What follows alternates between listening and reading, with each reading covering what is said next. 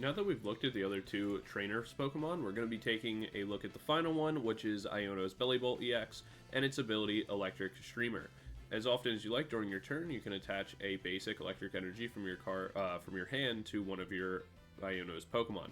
This is nice because it allows us to use Bellibolt pretty easily as an attacker, but more than that, what it allows us to do is set things up for Raging Bolt in order to use its Bellowing Thunder attack, where we can discard any amount of basic energy from our Pokemon, and the attack does 70 more damage for each one we discarded this way.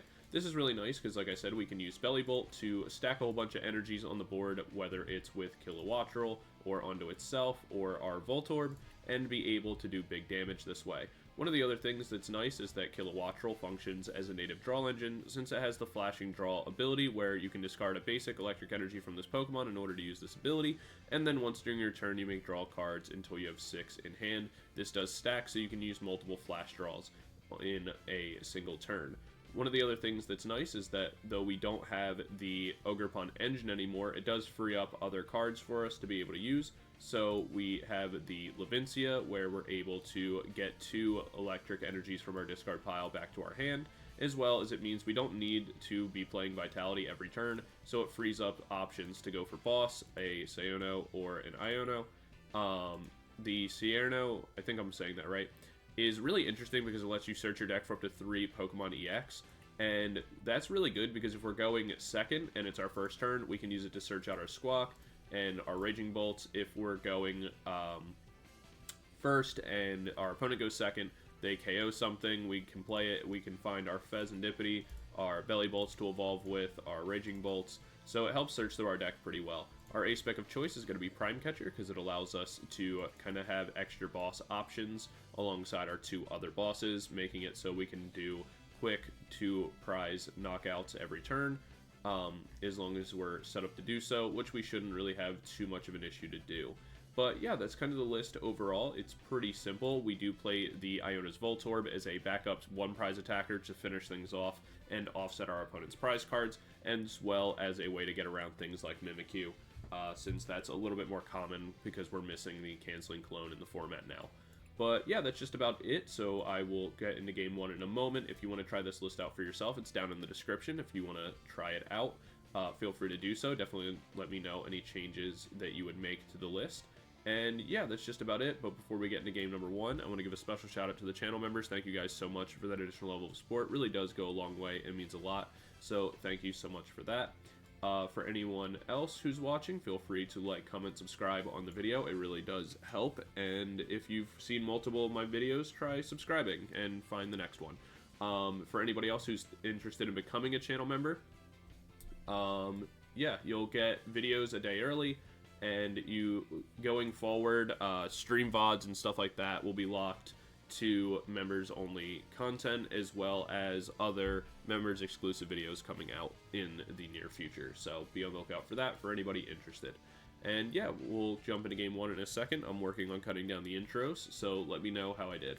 And I'll see you guys all in game 1 in a minute. Peace. Alright, we're into game 1, and our opponent's going to be going first. We open Raging Bolt. Unfortunately, we don't open too much else. If we can get a Nest Ball here, that would be pretty nice. We do have Ultra Ball that can guarantee us at least the Squawkabilly. Obviously, losing out on the superior energy retrieval early is a little bit underwhelming, but not the biggest deal in the world. Also, for this build, I prefer to go first. Or, sorry, yeah, I prefer to go first. Mostly because of the fact that you want to be able to set up your Wattrels and your Tadbulbs on turn 1. And also, a lot of decks function better going turn 1, so it also helps you disrupt your opponent. It's why when I was playing Raging Bolt with the Teal Mask, I would often still choose to go first, just because it disrupted decks like Charizard and things like that, like, far more at the time. We see Rotom Fan. This is going to be for the Hoo-Hoo and Noctouse. Yep.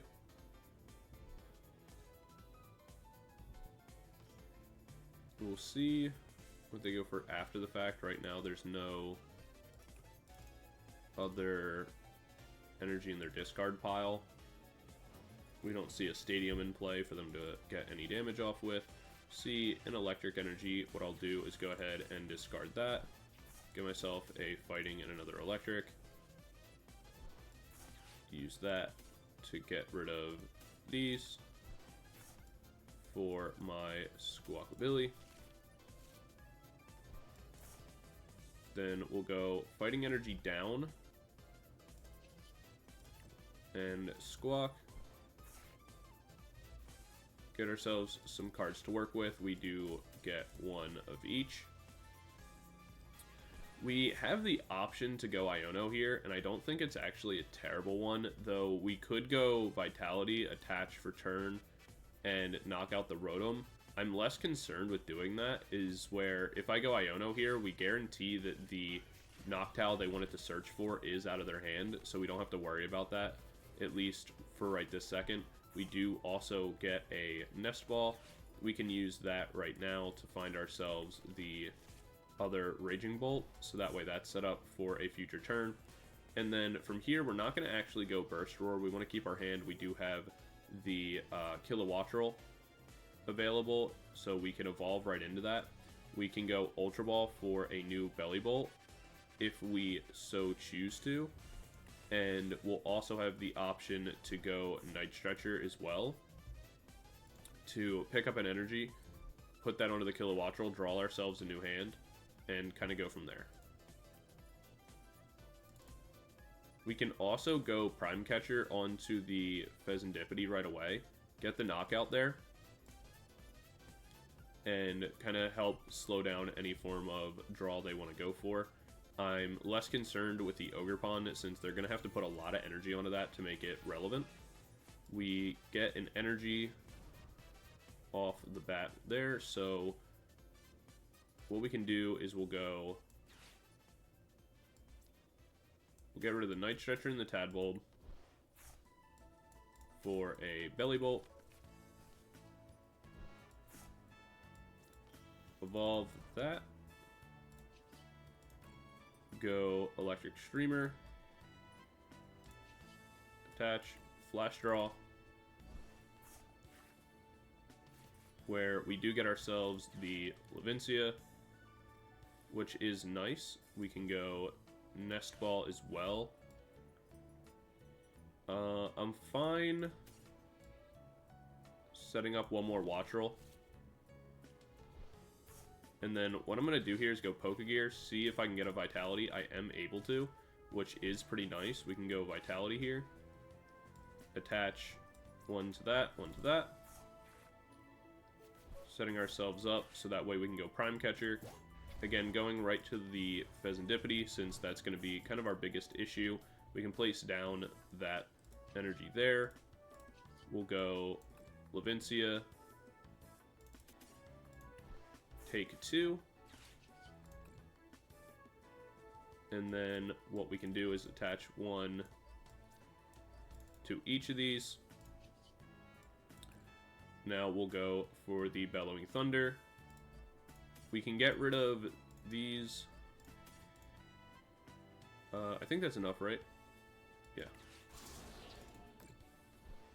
And the main reason why I wanted to get rid of the 2 on the active is I want to minimize the damage that Ogerpon can do to me, and because I already have Vitality in hand, I'll be able to reset a new Raging Bolt.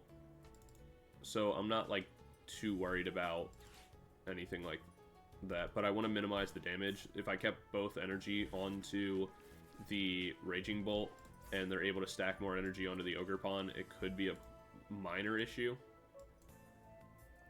We can also get ourselves into the, we also have the ability to get ourselves into like a switch or something, so we can also switch to the Raging Bolt.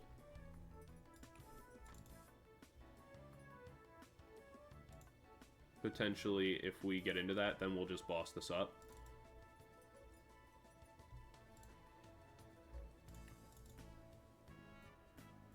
But going for the Iono earlier was like a very good play on our part. I assume they'll retreat back into the fan.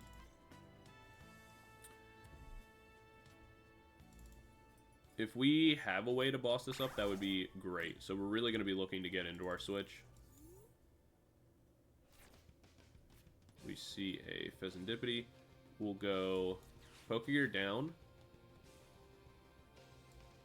We don't want to add those to our hand because what we're going to look to do is cut our hand down first.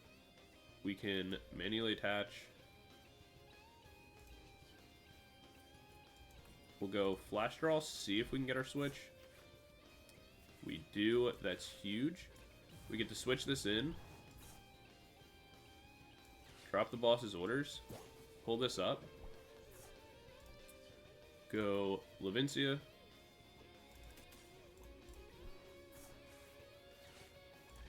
Now we can start attaching.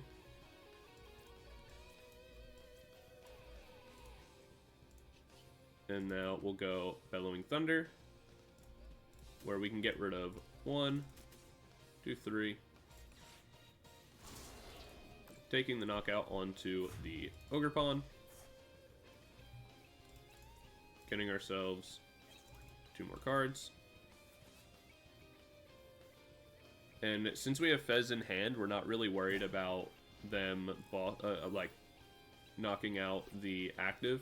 So we can leave 1 energy, but also there's not enough energy already attached to this Ogerpon for it to matter. We do lose out on the Levincia, which is a little bit annoying, but we do already have Vitality, so that's totally fine.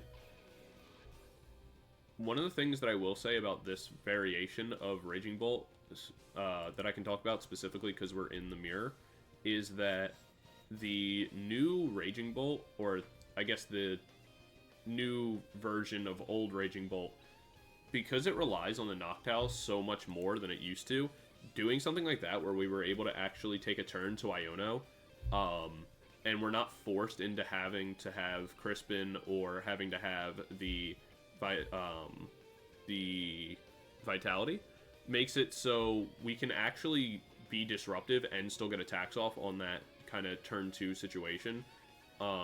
Which is really nice in comparison to needing the Rotom Fan to function in order, like, or needing all of the, like, Noctowls and things like that.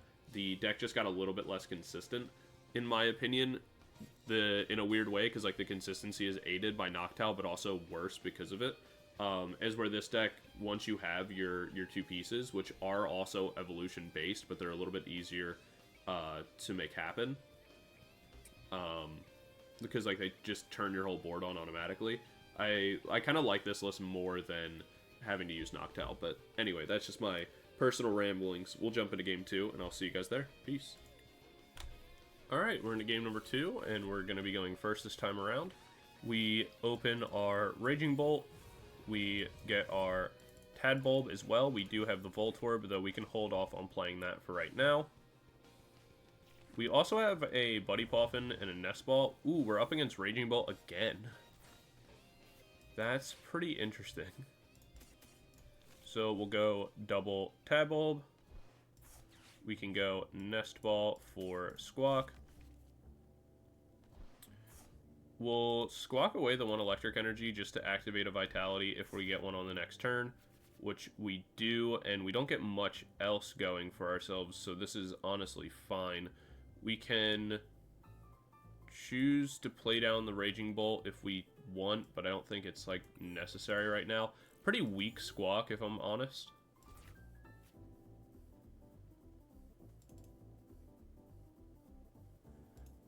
We'll see what variation our opponent's playing and how they do.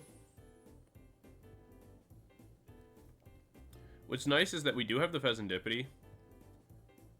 So if they do something to knock us out, we can go, you know, new Raging Bolt down, Fezandipiti, draw ourselves 3, go Vitality, and kind of work from there. See a Research, so they will not be getting an attack off on this turn, which means we can get the first KO off, potentially.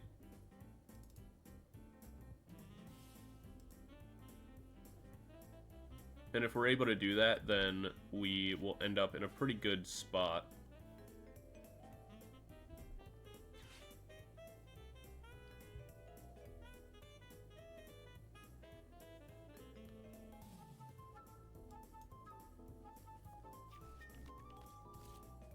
We see Nest Ball for Squawkabilly.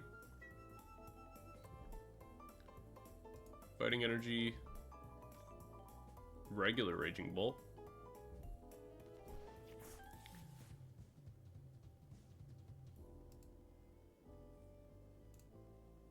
We'll see a Burst Roar coming in soon. If we top deck an Energy, it honestly might be worth it to go Superior just to get it discarded, not pick anything up, and then play the Raging Bolt down so that way we can move 2 Energy. Because we need 4 in order to get this to work.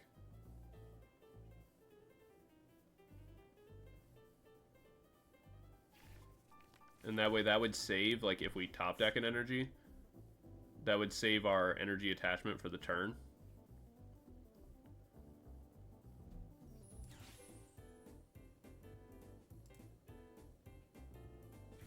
They used Squawk already this turn, right?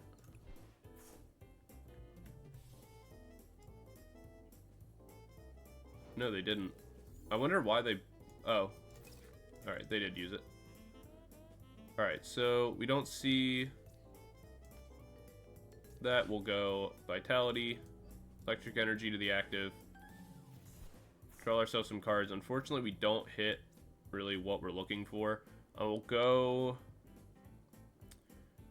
Bravery Charm to the bench. Get rid of this. Get ourselves 1 of each. I can attach the Fighting Energy here. Go Burst Roar. Where we do at least get ourselves the Kilowattrel. The fact that we haven't found our Bellibulbs is... or Bellibolts is a little annoying.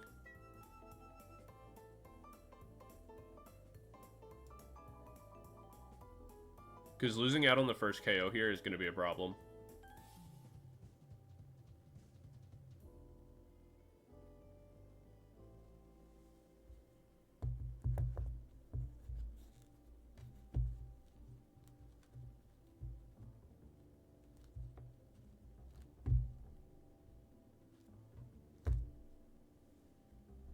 Sorry, I got distracted by cards on my desk.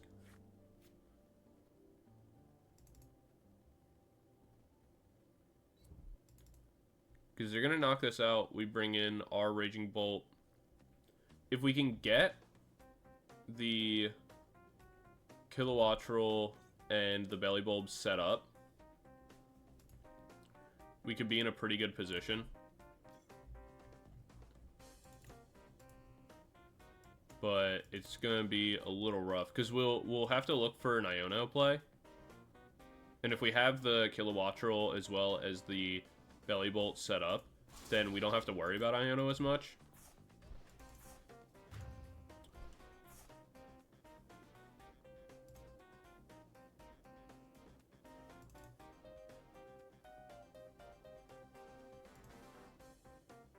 Let's see. So we'll go Raging Bolt. Alright, we get our Bellibolt here as well as the Kilowattrel. That's very big. We'll be able to go Buddy Poffin. Yeah, we can burn that.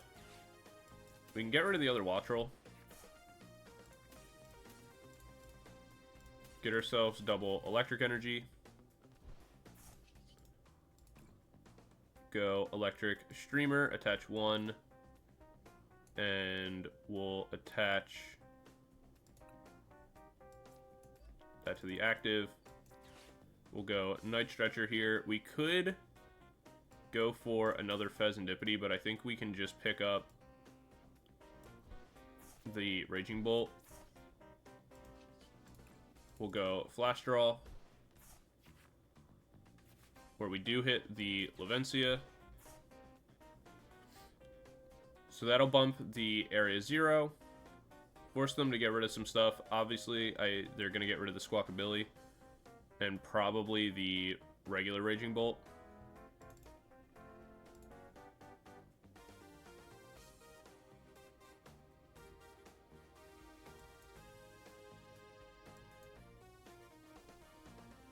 But we'll have to wait and see.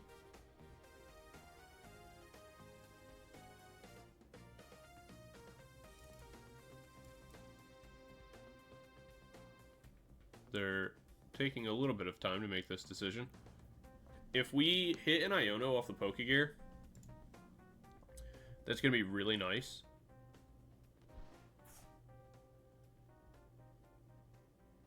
Though, we are going to have to... So, alright, we'll attach both of those. We'll go Pokégear here. We only hit the Cyrano. Definitely didn't want that. We'll play it just to pull this stuff from our deck, though. We'll evolve the Bellibolt. Go Levincia. Pull the other two energy from our deck. Go Electric Streamer. Throw these on. And we can start to attack. This is 280. Throw the other electric energy down for 350. Knocking out the Raging Bolt. We take 2 prizes. One of them being Pal Pad. That actually is kind of nice. Nest Ball doesn't matter as much. Ultra Ball doesn't really matter as much. The main benefit here is that Ultra Ball will allow us to get energy or cards out of our hand. We can shuffle back a Vitality and an Iono, because if they go, they have to commit pretty hard to the Raging Bolt here. They will get 2 energies onto it.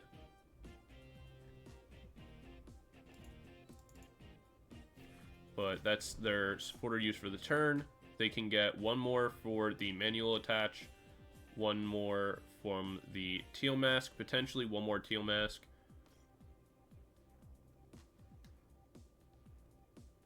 We see the Hyper Blower. Honestly, I think the play is to give up... The play is to give up 1 Bellibolt here.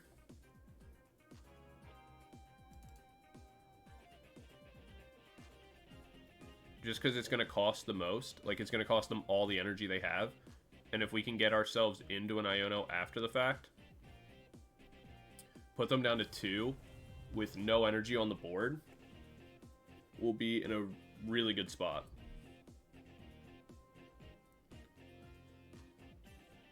Plus, we already have 1, so it's okay to give up the other. We do want the second Raging Bolt on the... We want the second Raging Bolt on the bench, so that way we can still go for a, like, Vitality to 2. We see Fezandipiti. I'm honestly fine if we find... If we find Prime Catcher, knocking this out wouldn't be that bad, because it'll hurt them after the Iono play.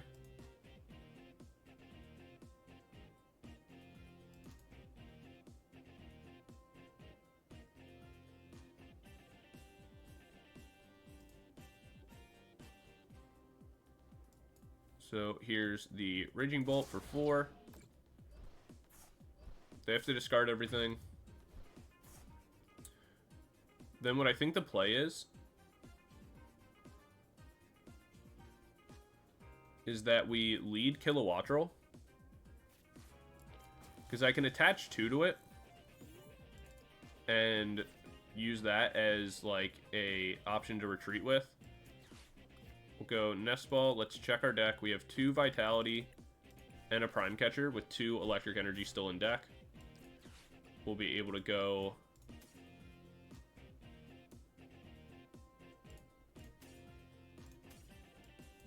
Vitality.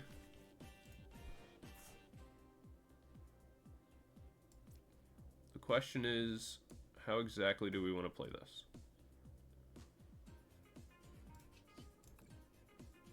I think we have to do it like this. We get ourselves double electric energy. Manually attach one. Go electric streamer. Ultra Ball. Get rid of both of these.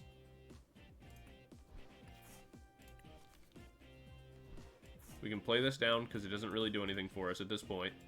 We go Flash Draw for a whole new 6.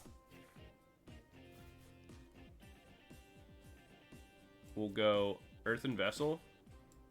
Get rid of the Nest Ball.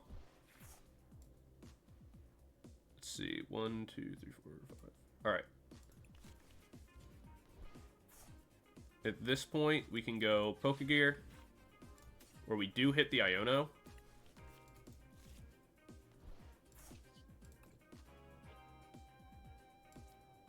We'll attach one to this, one more. Now, the real thing is, we can retreat here, knock this out. But if we do, we're probably going to lose because they're going to have a way to boss us. Because I assume they're playing Prime Catcher. And how many Vitalities have they used? 1. Yeah, only 1. So they're definitely going to be able to make another one. So we have to go Iono here and hope to hit Prime Catcher. Which we are able to do. Which has been the play. Because we can pull this up. And then from here, we'll have an option to go Energy Retrieval, things like that on the next turn. So we go 1, 2, 3. Knock out the Fez. Take 2 prizes. Where we get a boss and the Levincia.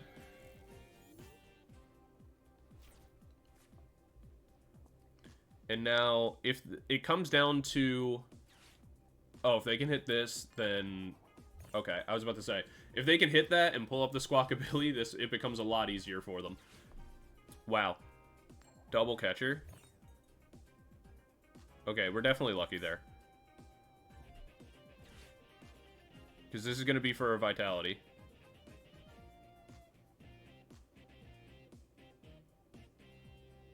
But had they got...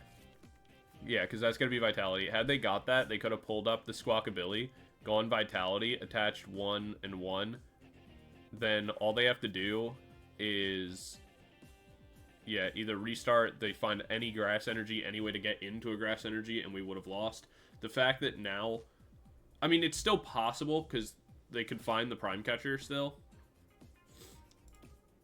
And go into... And, like, pull up the Squawkabilly. Like, that's still possible.